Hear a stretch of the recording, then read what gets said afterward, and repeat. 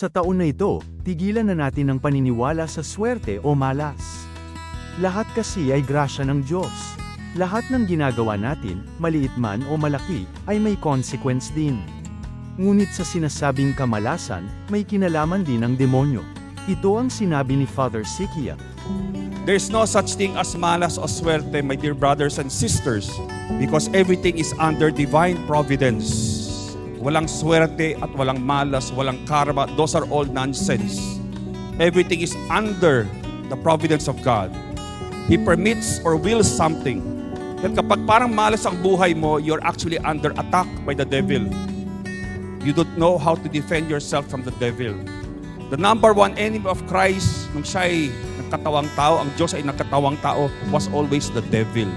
And therefore, He will always be our number one enemy. Our number one enemy is not one another. It is the devil who can also use others para atakihin tayo.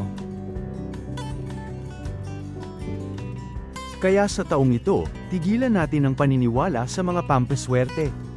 Tutok lang sa pagdarasal para sa proteksyon at pasasalamat sa grasya ng Diyos. Subukan mo, di ka niya bibiguin.